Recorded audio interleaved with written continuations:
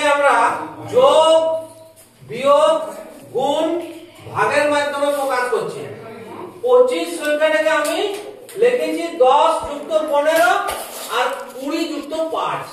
তাহলে এখানে আমি আবার দেখাই দিচ্ছি 10 আর 15 ওটা পাশাপাশি, এখানে উপর নিচ করে দেখছি কত হচ্ছে 5 আর 0 যোগ করলে 5, 11 কে 2, তাহলে 25।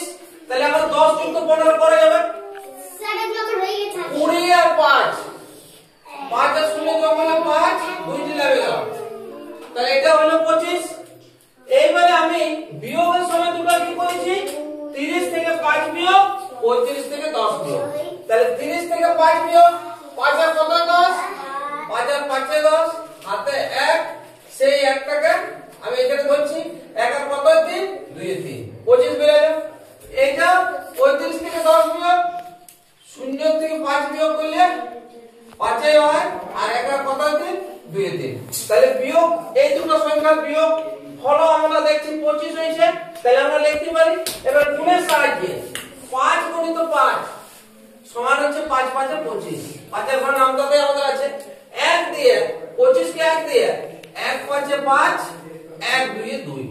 তাহলে এই দুটো গুণ করে আমাদের 25 হচ্ছে, এই দুটো গুণ করে 25 হচ্ছে আমরা ভাগ। এই ভাগটা আমাদের ভাগটা ভালো করে দেখো। প্রথমে একটা সংখ্যা নিচ্ছি 2 2 এ 4, এইবারে 4 এর কত 5, 1 এ 5, এই উপর থেকে শূন্যটি নামিয়ে গেল, 2 এর ঘর নামতা বলতে হবে 2 5 এ 10। তাহলে এখানেও 25 বেরিয়ে গেল। আর একটা 75 কে 3 দিয়ে ভাগ করলে 25 হয়। তাহলে 3 এখানে একটা সংখ্যা কত হয় 3 2 6, 6 আর কত 7, 1 এ 7, 1 এ 7, এবারে 5 3 নামিয়ে গেল, এবারে 3 এর ঘর নামতা বলবো 3 5 এ 15। তাহলে এটাও 25 হচ্ছে। তাইলে আমরা এইভাবে যোগ বিয়োগ গুণ ভাগের সাহায্যে 25 কে তৈরি করে আমি দেখাইছি।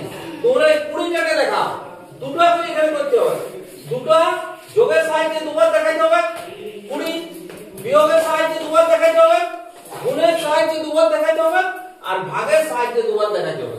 এই যে আমি যেমন ভাবে করেছি সেইভাবে তোমরা এটা প্রত্যেকে করে দেখাও।